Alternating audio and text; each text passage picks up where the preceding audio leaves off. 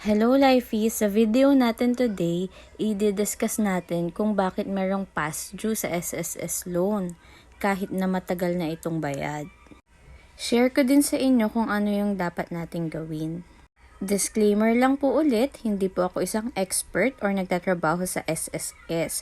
Ito po ay based lang po sa aking experience. So tara, let's start!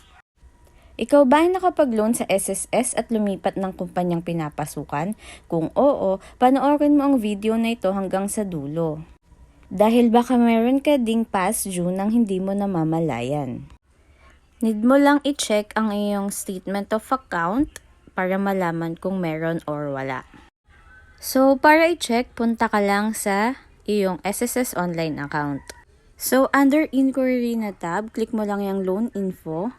So, next, for example, salary loan yung in-avail nyo, click nyo lang yung salary loan.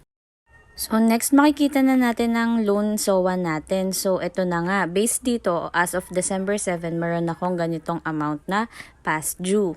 And kung mapapansin nyo, yung loan ko is nung 2018 pa. And continuous naman akong kinakaltasan ni employer. Pero kasi November 2019, lumipat na ako ng company.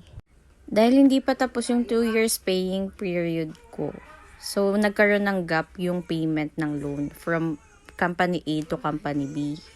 So, ayan. Ang next kong ginawa is tumawag ako sa customer service para mas lalong ma-explain sa akin yung detalye kung bakit ako nagkaroon ng past due. Pwede ka rin tumawag sa customer service ng SSS kapag nakita mo upon checking na meron ka ring loan balance or past due.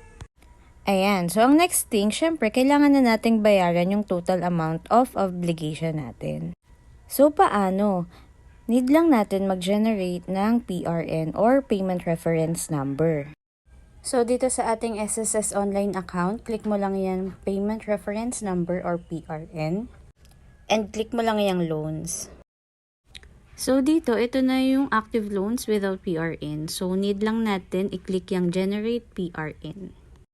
So, ayan. Once meron ka ng PRN, pwede mo nang bayaran yung total amount via GCash or via other payment channels. Note lang na mahalagang mabayaran natin ito para hindi na mag-incur ng additional penalties and interest. Ayan, that's it. Thank you for watching. I hope nakatulong tong video na to.